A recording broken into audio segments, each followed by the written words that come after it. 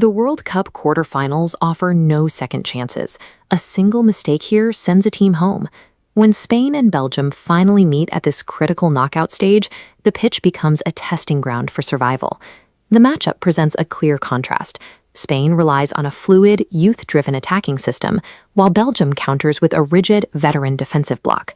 In knockout football, the side that establishes its tactical rhythm first dictates the flow of the entire match.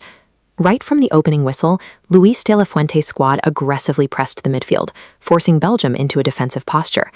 The pressure concentrated on the right wing. Lamine Yamal used his pace and vision to repeatedly stretch the Belgian backline. This continuous pressure created an opening.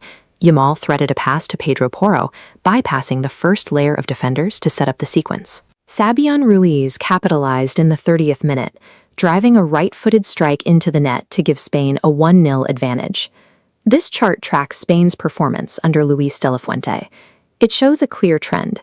When securing the opening goal in competitive matches, his team carries a 100% win rate. For Belgium, going down meant fighting undefeated history.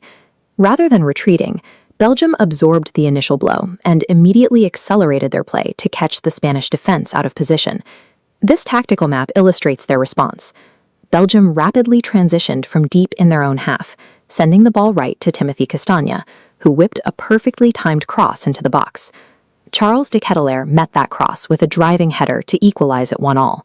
That single sequence proved that Spain's methodical possession could be broken by rapid, direct passing.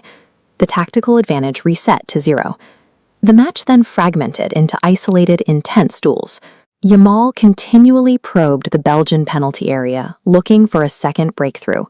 Standing in his way was Thibaut Courtois, who parried multiple close-range Spanish efforts to keep the score level.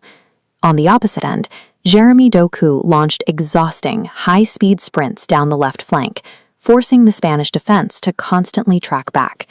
Rodri had to work overtime in the center of the pitch, dropping deep to intercept these rapid Belgian transitions and stabilize the formation. By the late stages of the second half, physical exhaustion began to dictate the play. Systems broke down, and endurance became the deciding factor. Then the defensive anchor broke. Thibaut Courtois sustained an injury and signaled to the bench that he could no longer continue. Bringing on backup goalkeeper Koen Casteels cold in the middle of a high-pressure knockout match instantly altered the communication and stability at the back. The Belgian outfield players immediately tightened their formation, attempting to shield their new goalkeeper from direct shots. By dropping their line deeper to protect the penalty area, Belgium surrendered the midfield. This tactical retreat gave Spain the space they needed to mount a continuous offensive. With 3 minutes remaining in regulation, heavy legs set in across the pitch. The prospect of extra time hung over the stadium.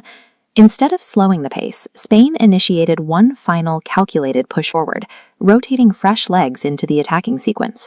Pau Cubarsí identified a gap from his own half, driving a precise pass forward to bypass the first line of the exhausted Belgian press. The ball found Pedri, who quickly pivoted and threaded it through the fractured midfield block. Marc Cucurella received the pass on the wing and delivered the setup for Mikel Merino, who fired the ball into the net to seal the lead. The space for that shot existed specifically because Belgium's defenders had collapsed inward to protect their backup goalkeeper. Spain simply calculated the opening and took the shot. At the final whistle, the Spanish bench erupted, while the Belgian squad collapsed to the turf, their tournament over. Spain's perfect record under Luis de la Fuente remains intact. They scored first, and they secured the win. This tournament bracket lays out the path ahead. Spain's victory pushes them directly into a semi-final collision with France. Advancing deep into a World Cup requires the capacity to break a deadlocked game in the dying minutes. Spain showed they have the endurance and the exact timing to do exactly that.